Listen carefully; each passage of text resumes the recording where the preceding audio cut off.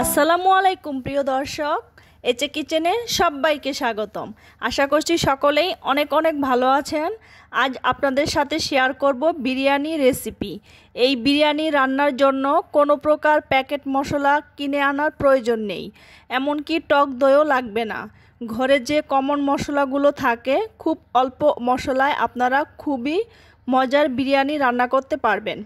আর এই বিরিয়ানি যখন আপনারা রান্না করবেন, পুরো ঘরে এটার সুঘ্রাণ ছড়িয়ে পড়বে।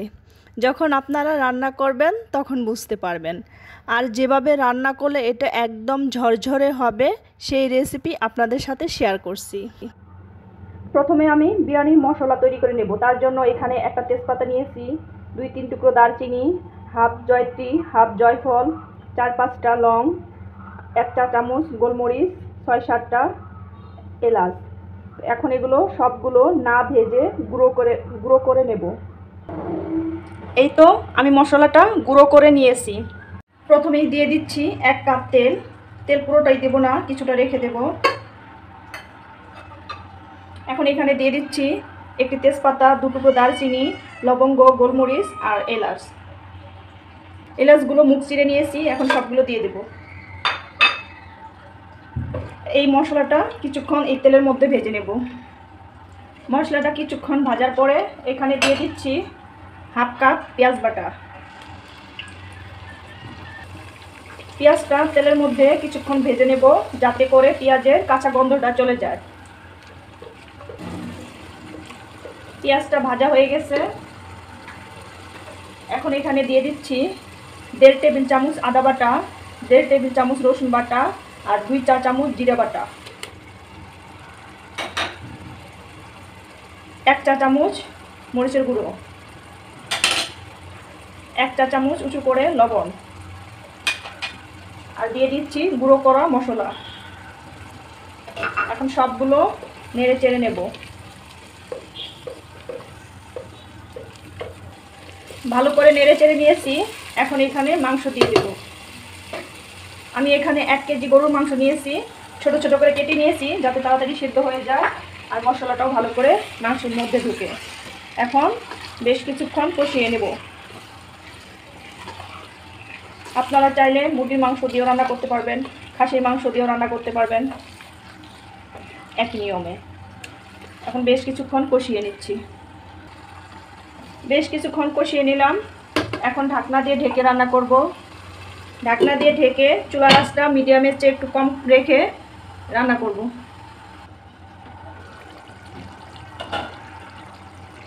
বেশ কিছুক্ষণ রান্নার পরে মাংস থেকে পানি ছেড়ে দিয়েছে। আমি মাংসতে বাড়তি কোনো পানি দেব না, এই পানি দিয়ে মাংসটা সেদ্ধ করে নেব। এখন ঢাকনা দিয়ে ঢেকে 1 ঘন্টা মাংসটা রান্না করে নেব। এই পানি দিয়েই মাংসটা সেদ্ধ হয়ে যাবে। চুলার আঁচটা কিন্তু মিডিয়ামের চেয়ে একটু কম থাকবে।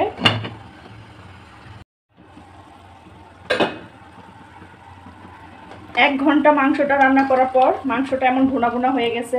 এখন মাংসটা চুলা থেকে নামিয়ে নেব। এরকম ভুনা ভুনা হয়ে গেলেই চুলা থেকে নামিয়ে নেবেন। প্যানে তেল দিয়ে দিচ্ছি। যে তেলটুকু রেখেছিলাম সেই তেলটুকু দিয়ে দিলাম, 1/4 কাপ তেল। এখন দিয়ে দিচ্ছি 2 চা চামচ ঘি,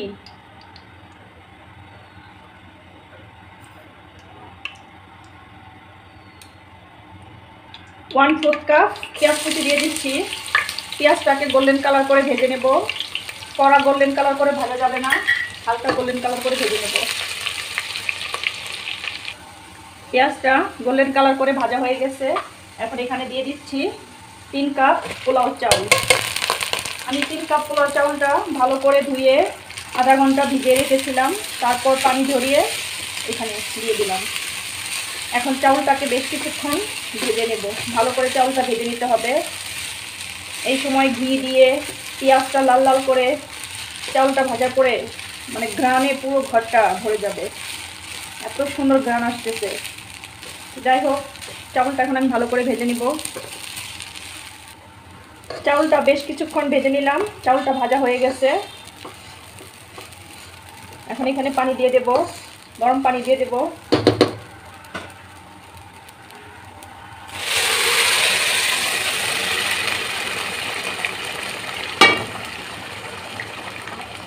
আমি এখানে যতটুকু চাউল নিয়েছি তার দ্বিগুণ পানি নিয়েছি। 3 কাপ চাউলের জন্য 6 কাপ পানি দিয়ে দিলাম। চাউলটা পুরান হলে যতটুকু চাউল তার দ্বিগুণ পানি দিবেন, আর নতুন চাউল হলে পানি তার চেয়ে একটু কমিয়ে দিবেন, তাহলে পারফেক্ট হবে। এখন এখানে দিয়ে দিচ্ছি স্বাদ মতো লবণ। লবণটা এই সময় চেক করে দেবেন। এই সময় যদি লবণটা মানে চড়া মনে হয় তাহলে পানি শুকিয়ে যাওয়ার পর ঠিক হবে, আর যদি কম লাগে তাহলে আরও দিতে হবে। আর দিয়ে দিচ্ছি লেবু। এই সময় লেবুটা দিলে পোলাওটা মানে বিরিয়ানিটা ঝরঝরে হবে আর সাদা হবে। চুলার আঁচটা এখন কিন্তু ফুল আঁচে আছে। এই পর্যায়ে চুলার আঁচটা বাড়িয়ে রাখবেন। তো ভালো করে নেড়ে চেড়ে নিচ্ছি।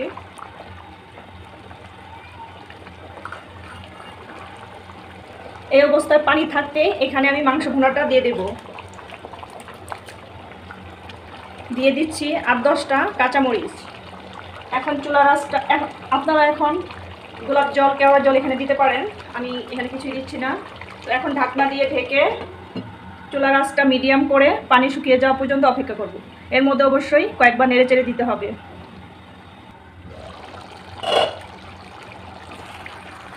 এই সময়টা নেড়ে চেড়ে না দিলে নিচে লেগে যাবে, তো খেয়াল রাখতে হবে নিচে যেন পুরো না লাগে, তার জন্য কয়েকবার নেড়ে চেড়ে দিতে হবে পানি শুকিয়ে যাওয়া পর্যন্ত।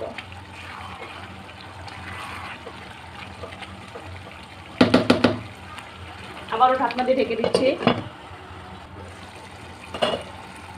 উপরে তেল ভেসে উঠেছে, আবারও নেড়ে চেড়ে দিচ্ছি।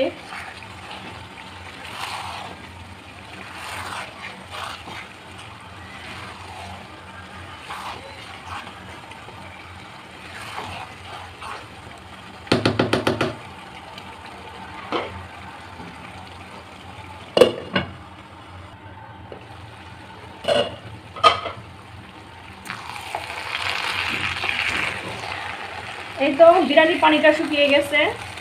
এখন ভালো করে নেড়ে চেড়ে নেব।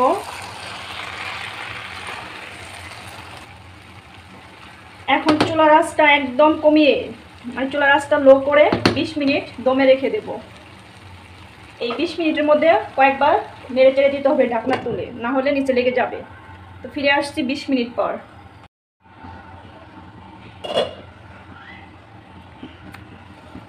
20 মিনিট দমে রাখার পর এই দেখুন বিরিয়ানিটা কতটা ঝরঝরে হয়েছে।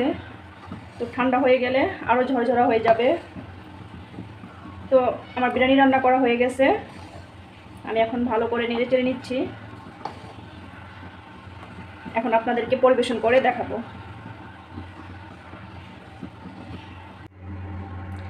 ঘরে থাকা কমন মশলাগুলো দিয়ে ঝটপট তৈরি হয়ে গেল বিরিয়ানি। আপনারা চাইলে এভাবে রান্না করে দেখতে পারেন, খেতে কিন্তু দারুণ হয়। ধন্যবাদ সবাইকে এতক্ষণ আমার ভিডিওটি দেখার জন্য। আজকের মতো এখানেই বিদায় নিচ্ছি। আল্লাহ হাফেজ।